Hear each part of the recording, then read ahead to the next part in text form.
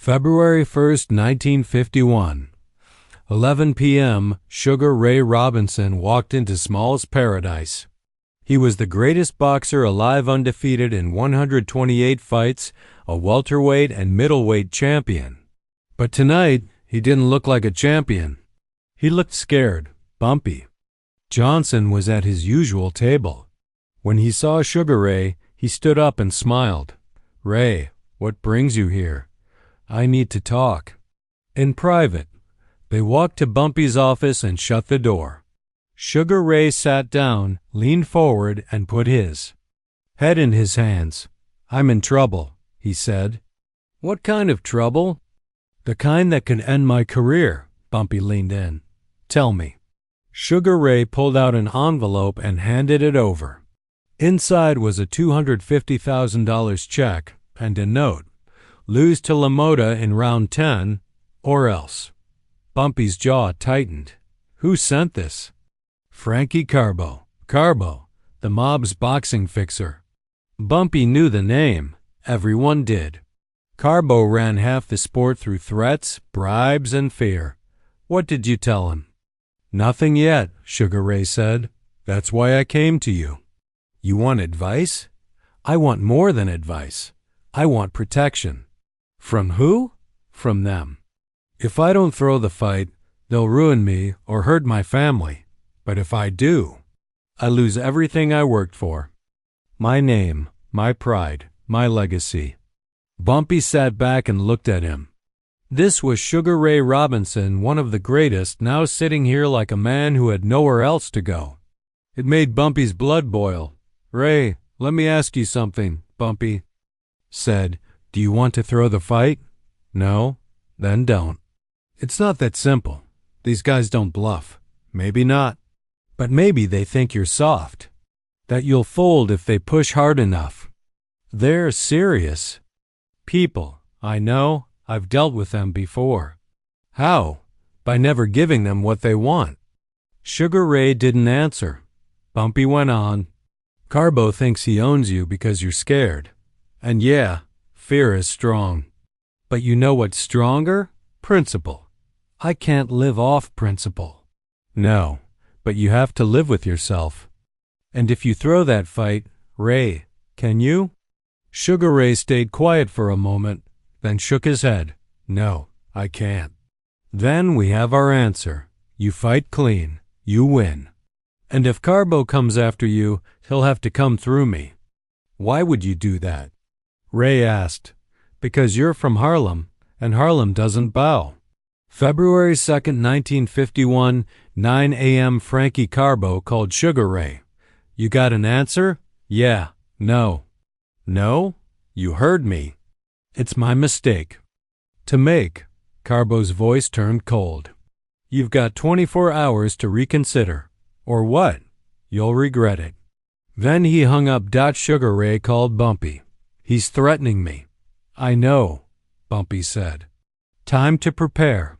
February 3rd, 1951 to 2 p.m. Bumpy called a meeting. Sugar Ray, his manager George Gainford, and 10 of Bumpy's top men, Uni, Willie, and the rest. "Here's the deal," Bumpy said. "Carbo wants Ray to throw the fight.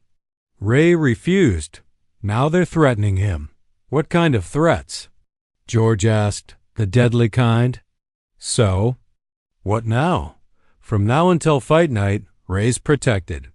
Every minute, every place." "And after the fight?" Someone asked. "That depends. If he wins clean, Carbo looks weak. His threats become noise. And if Ray loses, then we deal with Carbo. Permanently." George looked uneasy. "Mr. Johnson, these people run boxing. They can ruin his life without laying a hand on him." Bumpy looked at Sugar Ray. Then, "Ray has to choose. What matters more, his career or his name?"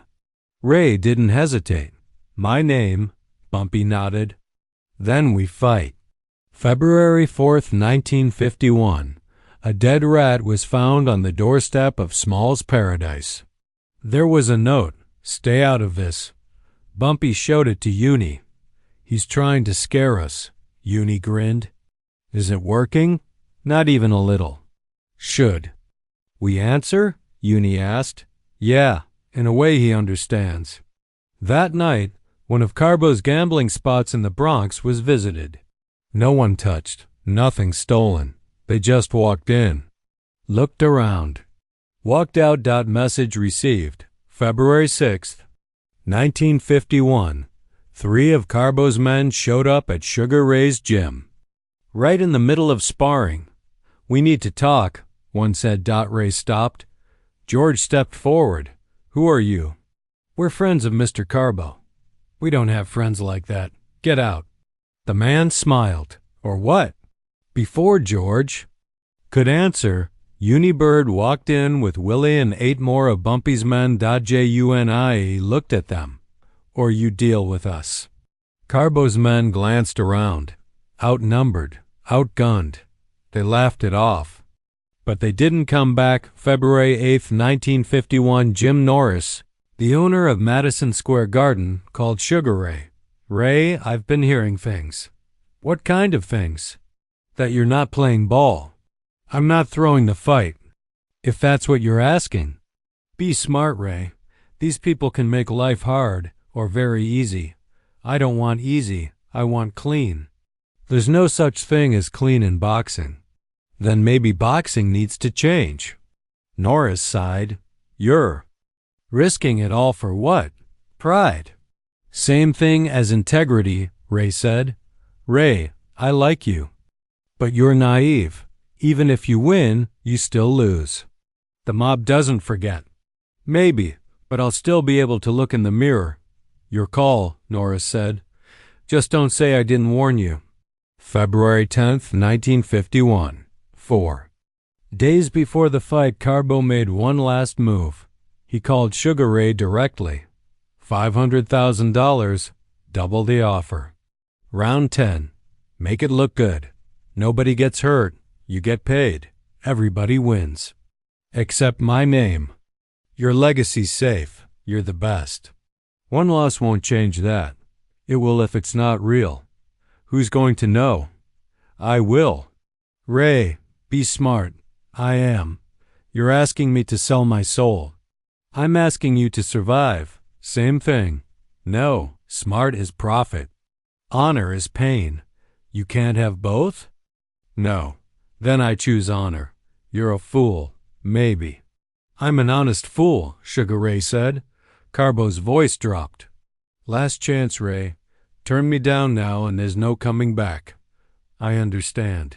Then what's your answer? No. The line went dead. Sugar Ray knew this was war now. February 11th, 1951. 3 days before the fight, Bumpy met Sugar Ray at Small's Paradise. Ray was nervous. They're not going to let this go. I know, Bumpy said. What if they go after Edna May? She's protected. I've got people on her 24/7s. What if they come after me? During the fight? We'll have men. At the garden, eyes on everything. If anyone moves wrong, we'll handle it. But Bumpy, what if I lose? Fairly? Then you lose. But at least you lose clean. Ray looked at him.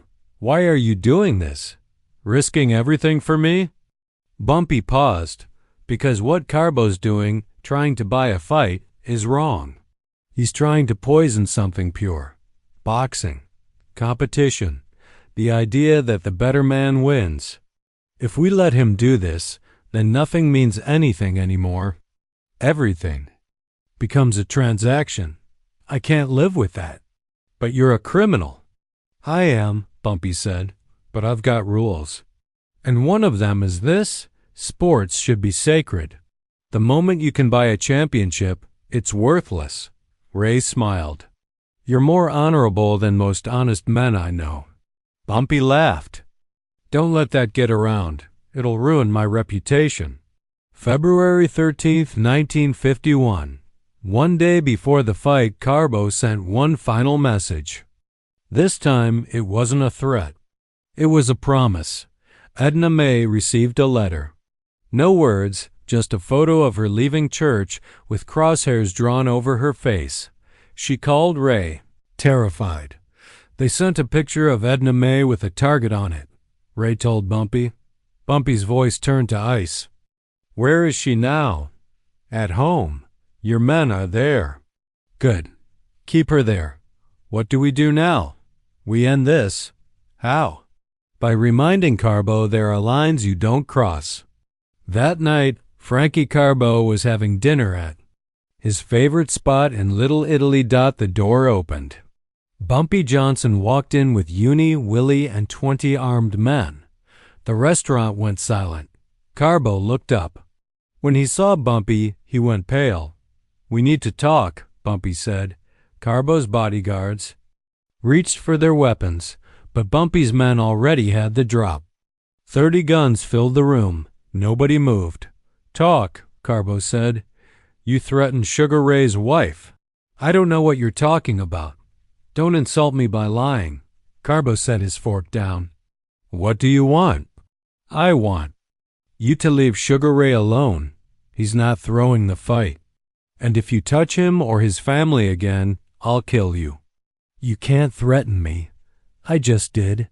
Carbo stood up. You have no idea who you're messing with. Yes, I do. You're Frankie Carbo, the mob's boxing fixer. You've rigged fights, made millions, ruined lives. And now you think you can scare Sugar Ray Robinson. He leaned closer, but you can't, because he's got something you don't. What's that? Integrity? And I'm going to make sure he keeps it, Carbo smirked. You're protecting a boxer? Why? Because he's from Harlem, and Harlem doesn't bow to people like you. You're making a big mistake. Bumpy, maybe, but it's mine to make. Bumpy turned to leave, then stopped. One more thing. If anything happens to Ray or his wife, anything, I'll burn your empire to the ground. And I'll start with you. Then he walked out, for the first time in his life, Frankie Carbo felt fear. February 14th, 1951. Valentine's Day. Fight night, Madison Square. Garden was packed. 18,000 people. Sugar Ray Robinson versus Jake LaMotta. The fight everyone had been waiting for. In the locker room, Ray sat quiet. Not afraid of LaMotta, afraid of what might happen if he won. George, his trainer, wrapped his hands. You okay, champ? Bumpy's gonna be there, right? Front row, with 50 men. If anything goes down, they'll take care of it. Ray nodded. Then let's do this. The walk to the ring felt like miles. Every face in the crowd could be a threat. Every cheer could be a setup. Then Ray saw Bumpy, front row, calm, focused. Just watching. Ray felt it. Strength. This was his moment. Round 1. The bell rang. Ray came out fast, aggressive. LaMotta was tough. Took the punches. Gave them back. It was a war. Round after round. They went at it. Ray was faster, smarter. But LaMotta was a tank. By round 10. The round Carbo wanted Ray to lose. Ray was ahead. But tired. Lam OTTA charged. Ray dodged, countered, survived. Round 11. Round 12. Round 13. Then Ray exploded. 20-5 punches in 15 seconds. LaMotta couldn't defend. The ref stepped in. TKO. Sugar Ray Robinson had won. Clean, fair, honest. The crowd erupted. Ray raised his hands, looked to Bumpy. Bumpy stood up, smiled, clapped once. Carbo could do nothing but watch. February 14th, 1951, 11:30 p.m. after the fight. Sugar Ray's locker room was packed. Reporters, photographers, celebration. But Ray wasn't looking for the cameras. He was looking for Bumpy. He found him in the back, quiet, watching. Ray walked through the crowd. Bumpy, we did it. You did it, Bumpy said. I couldn't have without you. Yes, you could, but I'm glad you didn't have to. They shook hands. The cameras flashed. a boxer and a gangster celebrating one thing. Integrity. Next morning, February 15th, the newspapers ran the photo. Robinson beats LaMotta, refuses to fix fight, New York Times. The cleanest fight in years. Sports Illustrated, Sugar Ray's integrity wins, Amsterdam News, but deeper in the paper. One story, One Quiet. Mob fails to fix Robinson. Fight, Harlem's Bumpy Johnson steps in. Carbo sat in his office, reading that story, alone. Angry. He picked up the phone. Called Carlo Gambino. We have a problem. What kind? Bumpy Johnson. What about him? He interfered. Protected Sugar Ray. Made us look weak. Gambino was silent for a moment. Did Robinson throw the fight? No. Did we get our money? No. Then we lost. What do we do? Nothing. What? You heard me. But boss, if we go after him now, we look worse. We threatened him. He stood his ground. We backed down. What about our reputation? It's fine. We still run boxing. One clean fight won't change that. He paused. But Johnson, he's smarter than we thought. And he picked the right battle, a beloved fighter, a clean sport, and public opinion on his side. If we go after him now, we lose again. And Carbo, he made a mistake. Let him learn from it. The line went dead. Carbo sat in silence. Defeated, not by a boxer, but by a principal. February 15th, 1951. The morning after he'd been humiliated, defeated, Frankie Carbo had lost to Bumpy Johnson, and he could do nothing about it. That morning, Sugar Ray visited Bumpy at Small's Paradise. He brought his wife, Edna May. They sat at Bumpy's table. Edna May spoke first. Mr. Johnson, I just wanted to thank you. For what? Bumpy asked. For protecting my husband. For giving him the courage to do the right thing. I didn't give him courage, Bumpy said. He already had it. I just cleared the path. Still, without you, he might have given in. We both might have. Bumpy shook his head. No. You wouldn't have. You're both stronger than you think. Sugar Ray pulled out an envelope and placed it on the table. What's this? Bumpy asked. Payment. For your protection. Bumpy didn't open it. How much? 50,000. Bumpy pushed it back. I don't want your money. Ray looked surprised. Why? You risked your life. I didn't do this for money. I did it because it was right. Ray was confused. Then why? Bumpy leaned forward. Because you're from Harlem. And Harlem takes care of its own. But you risked everything. Your business, your reputation, for me. Not for you, Bumpy said. For what you represent. Ray frowned. I don't understand. You're not just a boxer, Ray. You're a symbol. You're proof that a black man can be the best at something. Anything. That skill matters. That hard work matters. That integrity matters. And if I let the mob corrupt you, I'm saying none of those things matter. That everything has a price. I can't accept that. Ray sat quietly, taking it in. Then he spoke. You're not what I expected. What did you expect? A criminal. Someone who only cares about money and power. I am a criminal, Bumpy said. But I also care about this place, our people, and what we stand for.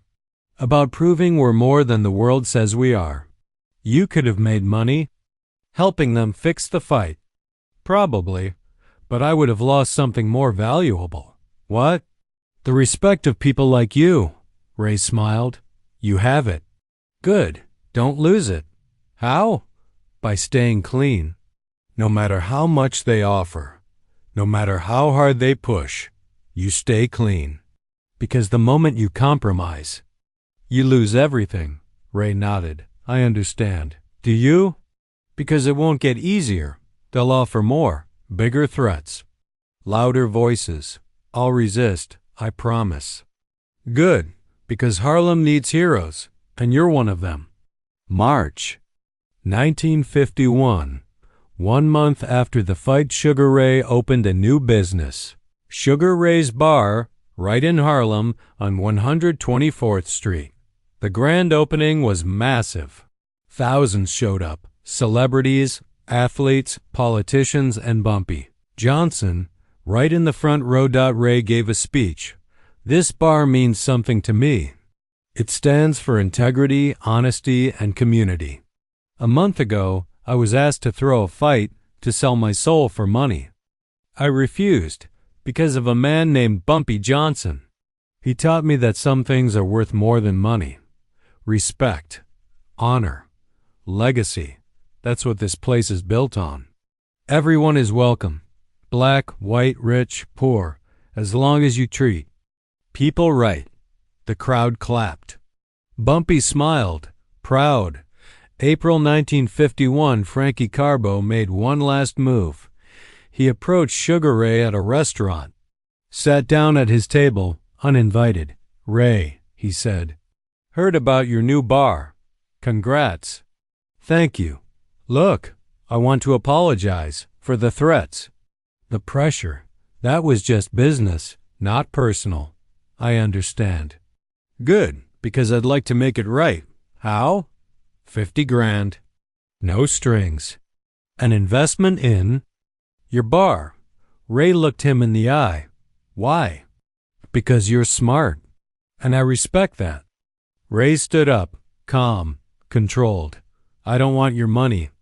"Ray, be reasonable." "I am being reasonable. You threatened my wife, tried to control me, and now you want to invest in my business? That's not an apology. That's a power move. I'm just trying to help." "No, you're trying to own a piece of me, and I'm not for sale." Ray walked out. Left Carbo sitting there, alone and humiliated. Carbo called Gambino. "He refused me. Again." "Then let it go." "I can't. He's making us look weak." "No, you're making yourself look weak. This obsession, it's pathetic." "But that's an order, Frankie. Move on, or I'll move you out." The line went dead. Carbo sat in silence. Bumpy Johnson had beaten him, completely. May 1951. 3 months after the fight, Sugar Ray returned to the ring. His opponent, Carmen Basilio. Tough fighter, but no threats. No pressure. A clean fight. Sugar Ray won. After the match, a reporter asked him, "How do you keep winning?" Ray smiled. "Preparation, dedication, and principles." "Principles? I don't cheat. I fight clean, win clean, or lose clean. But I never sell out." "Who taught you that?" "Bumpy Johnson." The reporters scribbled fast. This was a story now, a boxer, and a gangster. June 1951, Sugar Ray was named Fighter of the Year by Ring Magazine. At the ceremony, he stood at the podium and thanked his trainer, his manager, his wife, and Bumpy Johnson. The room went still. People were surprised. Why thank a criminal? Someone whispered. Ray answered it from the stage. "Mr. Johnson taught me that integrity is non-negotiable, that some things matter more than money, that doing the right thing, even when it's hard, is what makes you a champion, not just in the ring, but in life." The room was quiet. Then the applause began. Ray continued, "Even criminals can teach us about honor, and even champions can learn from unlikely places. Mr. Johnson, if you're watching, thank you for believing in me, for protecting me, for teaching me." Back at Small's Paradise, Bumpy Johnson watched from the corner of the bar. He smiled. June leaned over. "He's gonna be fine." "Yeah," Bumpy said, "he will be." "You proud of him?" "Very." "Why?" "Because he chose integrity over money. And that's rare, especially in his world." Uni nodded. "You taught him that." Bumpy paused. "Maybe. But he had it in him the whole time." "He had it in him already," Bumpy said. "I just removed the obstacles." You do that a lot, Ray replied. Remove obstacles. Help people become who they really are. It's my job. I thought your job was running Harlem. Bumpy smiled. Same thing? July 1951, Frankie Carbo was arrested. Charges: extortion, match-fixing, criminal conspiracy. The FBI had been building a case for months, but Sugar Ray Robinson's refusal to throw the LaMotta fight? That's what turned the tide. It gave others the courage to come forward. Fighters, promoters, insiders. By December, Carbo was convicted. Sentenced to 25 years in prison. Boxing was a little cleaner. Because one fighter said no. And one gangster protected that choice. August 1951. 6 months after the fight, Sugar Ray visited Bumpy at Small's Paradise. I wanted to tell you something, Ray said as he sat down. What's that? I'm going to retire soon. I've got maybe 5 more years left, then I'm done. What'll you do after? Maybe business, maybe acting. Definitely giving back to Harlem. Good, Bumpy said, but there's something I wanted to ask you. Go ahead. Why did you really help me? I know you said it was about integrity, but it feels like there's more to it. Bumpy was quiet. Then he spoke. When I was young, I wanted to be a boxer. Really? Yeah, I was good. Too fast, strong, smart. I could have been somebody. What happened? I took a bribe. $500. I was 17. Poor, desperate, more money than I'd ever seen.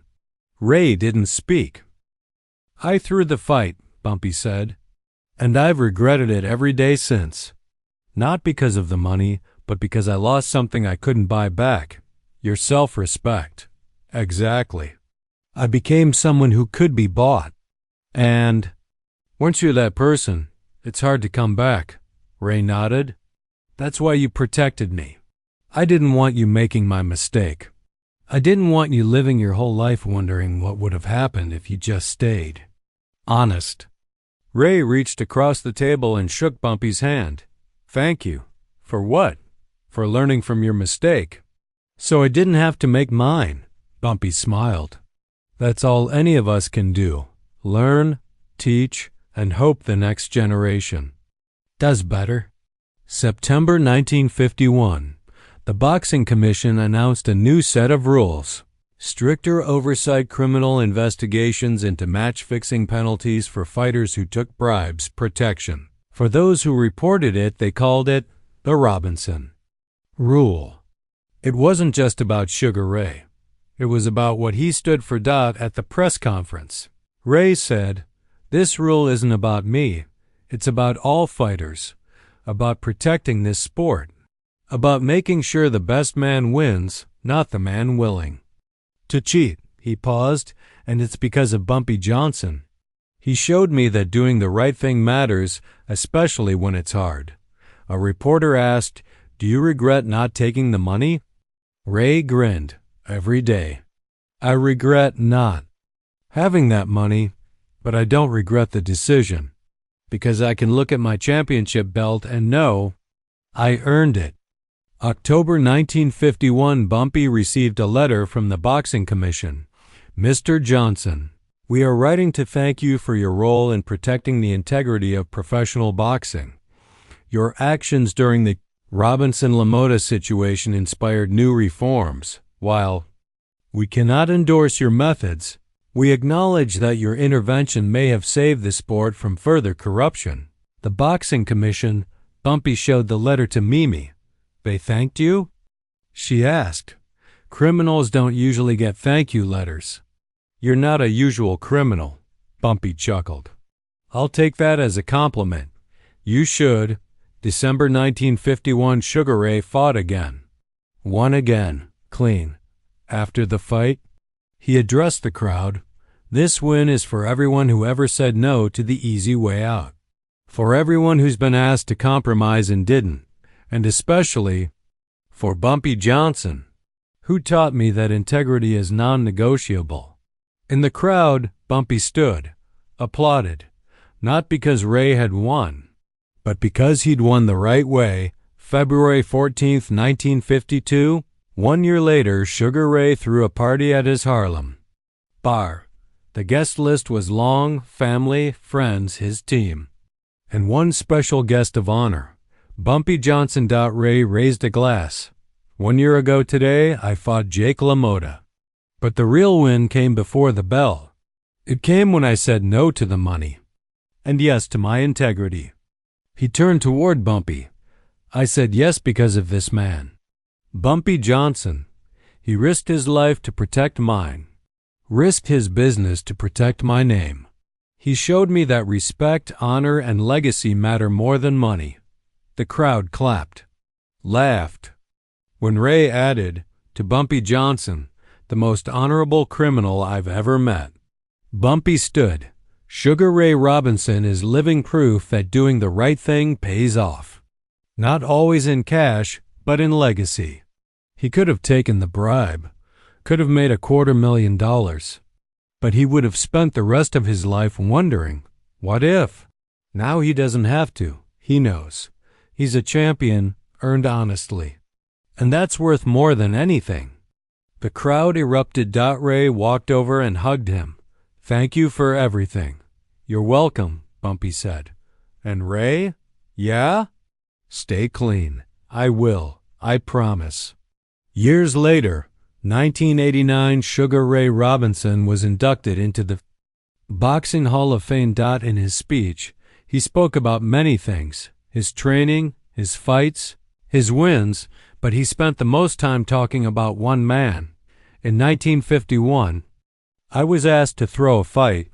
I refused because a man named Bumpy Johnson taught me that integrity is non-negotiable. He's gone now, passed in 1968, but his lesson lives on. Do the right thing, even when it's hard, even when it costs you, because that's what makes you a champion, not your record. Your character. Thank you, Bumpy, for teaching me that. The crowd rose to their feet and applauded, and somewhere, maybe in memory, maybe in legacy, Bumpy Johnson was still standing right behind him. If this story moved you, hit that subscribe button, drop a like if you believe integrity still matters, share this with someone who needs to hear it, and tell us in the comments, what would you have done in Sugar Ray's position? Because some things can't be bought. Respect, legacy, honor. Sugar Ray Robinson earned it. Bumpy Johnson protected it. That's legacy.